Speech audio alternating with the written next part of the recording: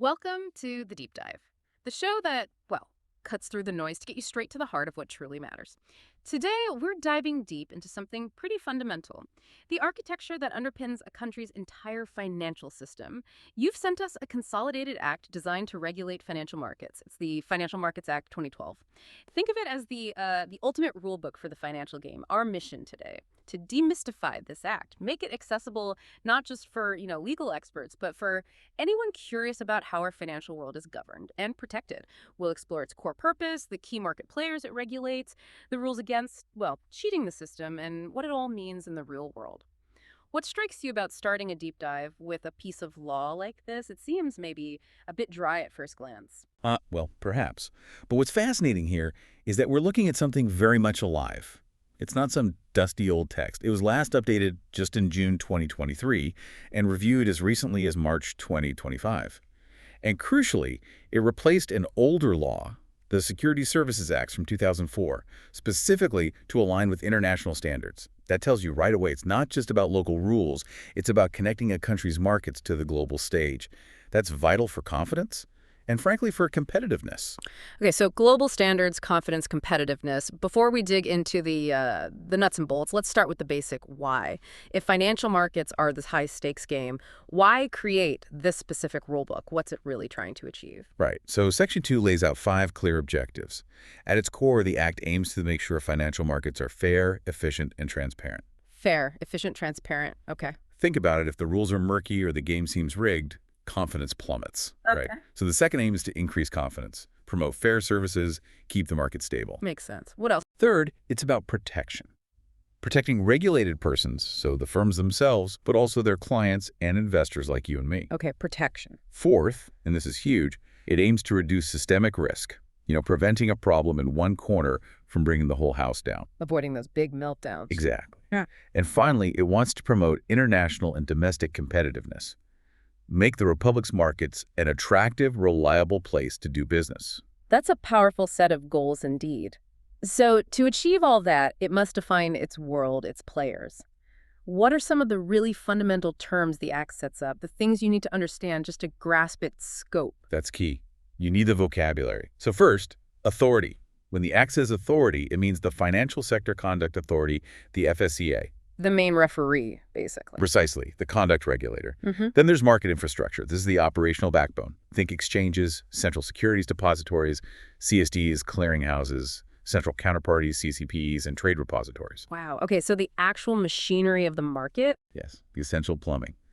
And then regulated persons. This is a broad category. It includes all those licensed market infrastructures we just mentioned, but also others like authorized users. Think brokers, clearing members, nominees, even certain companies that issue securities. So basically, anyone playing a significant role within that regulated system. Exactly. It casts a wide net. Understanding who falls under that term is crucial for knowing who has to follow these rules. Okay. And what about the things being traded? What exactly are securities here? My mind jumps to stocks, but you implied it's broader. You're right. It's much broader than just shares. Section 1 defines securities very comprehensively. Yes, it includes listed and unlisted shares, debentures, bonds, but also derivative instruments. The complex ones, futures, options, that sort of thing. That's right. Instruments whose value derives from something else. Also notes participatory interests in collective investment schemes like unit trusts, even instruments based on an index, plus rights in any of these. So a very wide range, anything it doesn't cover. Yes, good point. It explicitly excludes certain money market instruments, like short-term government paper, except for one specific chapter's purposes. And it excludes the share capital of the South African Reserve Bank itself. But generally, the scope is designed to be broad to catch most things people would consider financial instruments. Now, here's something I found really interesting: the Act's power. In a world full of laws, how does this one stack up? Does it override others? That's a critical point. Section 3 deals with this. Generally, this act prevails over any other national legislation if there's an inconsistency. It takes precedence. Yes, which provides vital legal certainty. You can't have conflicting rules governing the core financial system. Imagine the chaos. Right. Are there exceptions? There are. It doesn't override the Financial Intelligence Center Act that's about anti-money laundering or the main Financial Sector Regulation Act. And interestingly, for consumers, the Consumer Protection Act, the CPA, does not apply to activities or services of a regulated person if they're already covered by this act. Okay, so this act provides the specific consumer protection layer for these financial services. In essence, yes. And one more, laws about gambling or wagering also don't apply here. This gives legal certainty, especially for those complex derivatives that might otherwise look a bit like bets. Got it. Okay, so the act aims for fairness and stability by regulating these market infrastructures. You listed them earlier: exchanges, depositories, clearinghouses. Let's break those down. What are these pillars actually doing? What role do they play in making the market work? Let's unpack them. They really are the engine room. First, exchanges. Chapter 3 covers these. Think of the JSE, for example. They're the organized marketplaces. The Act licenses them, and Section 10 outlines their jobs. Provide the trading platform, set the rules for users, supervise those users and the companies listed on the exchange. So they're rulemakers and supervisors too. Absolutely. They enforce listing requirements. Section 11 is key there, and they have real teeth. They can impose fines up to R7.5 million currently if listed companies break those rules. Wow, okay. So they're the frontline regulators in many ways. What's next? Next up, central securities depositories, or CSDs, covered in Chapter 4. These are basically the digital vaults for securities. They're licensed to run the infrastructure for holding uncertificated securities. Uncertificated meaning no paper certificates. Exactly. Section 33 makes it clear ownership is evidenced by electronic book entries, not physical paper. This is crucial for modern markets' faster, safer settlement. This chapter details how ownership transfers, how securities are pledged as collateral, even how they're legally attached. And importantly, Section 46 says these digital records and transfers hold up, even if someone goes insolvent. So it provides security and certainty in the digital realm. Who interacts with the CSDs directly? Participants. These are firms authorized by the CSD, like banks or brokers, who manage the securities accounts for the end clients. I see. Okay, vaults sorted. What about managing the risk of trades failing? That brings us to clearinghouses and central counterparties, or CCPs. That's Chapter 5. These are the risk managers. A clearinghouse, licensed under Section 49, provides the infrastructure to clear trades, making sure both sides are matched and ready before a settlement. A CCP, which became mandatory for independent clearinghouses from 2022, goes a step further. It actually steps into the middle of the trade. How does that work? It becomes the legal buyer to every seller, and the legal seller to every buyer. Section 48(1)(a) highlights this is crucial for reducing systemic risk. Because if one side The defaults, CCP guarantees the trade to the other side. It manages this risk using tools like margin requirements, collateral deposits, and default funds. It's like a shock absorber for the market. incredible. So it stops one failure causing a domino effect. That's the goal. And finally, trade repositories, Chapter 6. What's their role? Data keepers. Exactly. They're licensed under Section 56 to maintain a central electronic database of transaction data, particularly for derivatives. Section 57 outlines their duty: accurate record keeping. Section 58 says they must make this data available to the regulators. This massively improves transparency, especially for trades happening off exchange, and helps regulators monitor potential risks building up in the system. Wow, okay. Exchanges for trading, CSDs for safekeeping, CCPs for risk management, and trade repositories for data. It really is a whole ecosystem. You mentioned they're all licensed. What happens if one of these crucial pillars doesn't follow the rules or starts causing problems? Good question. That's where Chapter 7 comes in, with general provisions. The authority, the FSCA, does annual assessments of these infrastructures, and Section 60 gives the authority power. If a market infrastructure isn't meeting the Act's objectives, or maybe its operation isn't in the best interest of clients, the authority can step in. They can direct changes, or even ultimately suspend or cancel its license. So there are serious consequences for failure. Right. Ensuring accountability. Okay, so beyond the big infrastructure pieces, the Act also talks about conduct standards and fighting market abuse. This feels like where we get into the ethical core, the rules of fair play for everyone involved. Absolutely. Chapter 8, Conduct Standards, is vital for trust.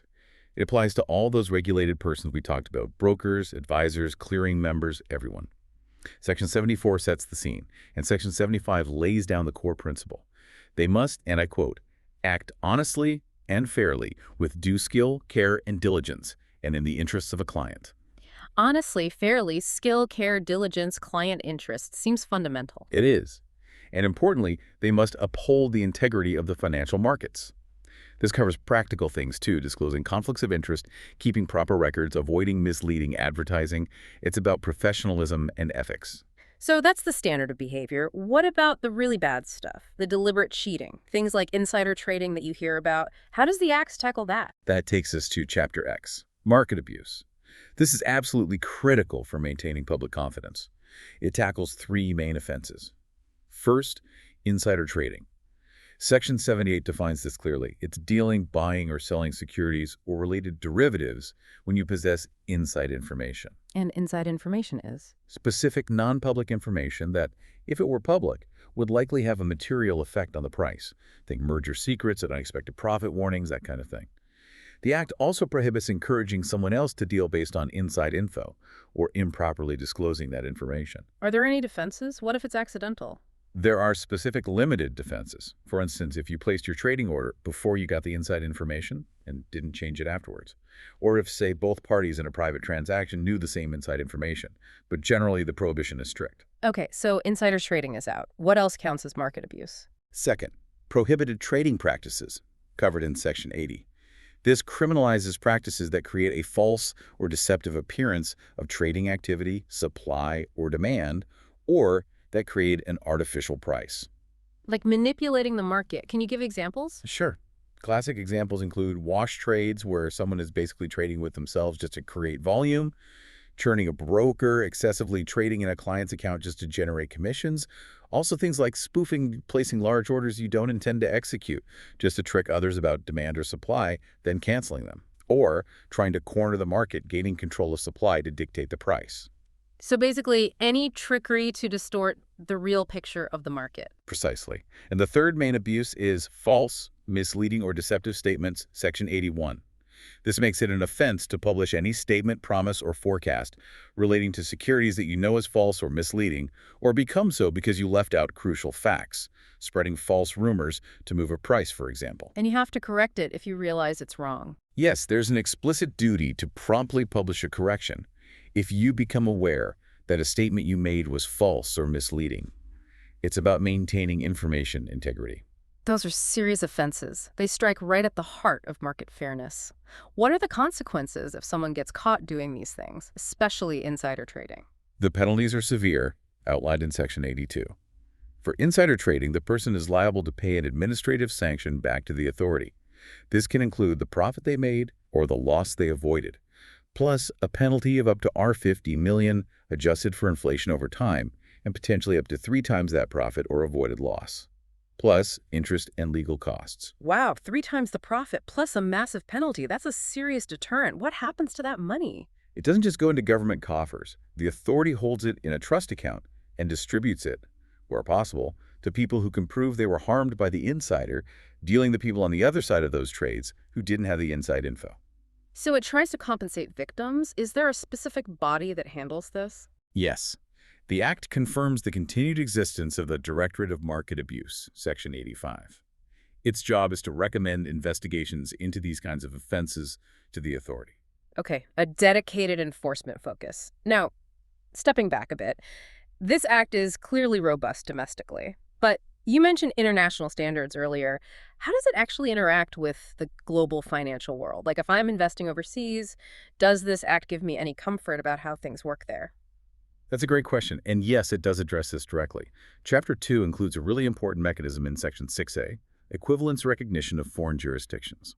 This allows the authority, working with the South African Reserve Bank and the Prudential Authority, to formally assess and determine if another country's financial regulatory system is essentially equivalent to South Africa's own. Equivalent in terms of robustness, protections. Exactly. Equivalent in providing similar outcomes in terms of market integrity, investor protection, risk reduction. If a jurisdiction is deemed equivalent, it makes cross-border business much smoother. For example, Sections 49A and 56A allow for external central counterparties and external trade repositories from equivalent jurisdictions to operate more easily. So practically, if a foreign exchange or clearinghouse is operating under a regime deemed equivalent, I can have a higher degree of confidence. Yes, that's the idea. It signals that their home regulator meets comparable high standards, providing a significant layer of trust and facilitating international investment flows. It's key for global integration. Okay, that makes sense. And what about the sort of day-to-day accountability within these regulated firms? Auditing, financial oversight, how does the Act ensure that's up to scratch? Chapter 11 focuses specifically on auditing. It mandates that all regulated persons, exchanges, brokers, CFDs, everyone must appoint an independent auditor. They also have to maintain proper accounting records, Section 90, complying with international accounting standards. Standard practice, maybe, but is there more? Yes, crucially, Section 91 places a duty on the auditor. If, during their work, they discover any material irregularity, something seriously wrong, they have a legal duty to report it. And they report not just to the company's management, but also directly to the authority, the FSCA. Ah, so it's an independent check that goes straight to the regulator if needed. Precisely. It's another vital layer of oversight aimed at preventing financial misrepresentation or fraud before it gets out of hand. Okay, finally, let's consider the worst case scenario. If, despite all these rules, a regulated firm gets into serious financial trouble, what happens then? How does the Act handle winding up or business rescue? And what does that mean for clients? This is incredibly important from a practical standpoint, especially for protecting clients and preventing contagion. Chapter 12 covers winding up, business rescue, and curatorship. It basically outlines specific procedures for these regulated entities. Crucially, often the authority's approval is needed before a court application for winding up or a resolution for business rescue can proceed. The court can also appoint a curator under separate legislation, the Financial Institutions Protection of Funds Act, again often involving the authority. So the regulator is involved even in the failure process. Deeply involved. The aim is to ensure an orderly process, one that prioritizes the protection of client assets, keeping client money and securities separate and safe where possible, and manages the failure in a way that minimizes disruption to the wider market. It's about containing the fallout. Right, preventing a single failure from causing a systemic crisis. Makes sense. Okay, that was a truly comprehensive deep dive into the Financial Markets Act 2012. Phew. We've unpacked its, well, pretty ambitious goals: fairness, efficiency, transparency, stability. We've explored the essential market infrastructures. It regulates the exchanges, CSDs, CCPs, repositories. We've understood the critical rules against market abuse, insider trading, manipulation. And we've seen how it fits into the bigger picture, both locally and internationally, and handles crises. It really is a complex, living document, constantly adapting, it seems, but that core purpose, ensuring a fair and stable game, seems crystal clear. Indeed. What you see is a framework built on detailed provisions, yes, but also heavily reliant on robust regulatory oversight by the FSCA, the Prudential Authority, and the Reserve Bank. It's designed to be resilient, and its ability to adapt through amendments like we've seen and through mechanisms like equivalence recognition really highlights how dynamic financial regulation has to be. It's this constant balancing act encouraging innovation while managing risk and protecting investors. So what does this all mean for you listening? Whether you're just curious, maybe a law student digging into this, or an active investor, it means that behind every click of a trade, every company listing, every financial statement you read, there's this intricate, carefully constructed system. Rules, watchdogs, safety mechanisms, all working hopefully to maintain integrity. It's a good reminder, I think, that trust in our financial markets isn't just accidental. It's deliberately built, it's defended day in, day out by this kind of legislation and the people enforcing it. So the next time you look at a market chart or make an investment decision, maybe take a moment to consider that unseen architecture, the rules of the game making it all possible. Thank you for joining us on this deep dive. We hope you feel a little more informed, maybe a lot more curious, about the fascinating world of financial market regulation. Until next time, keep digging, keep learning, and stay informed.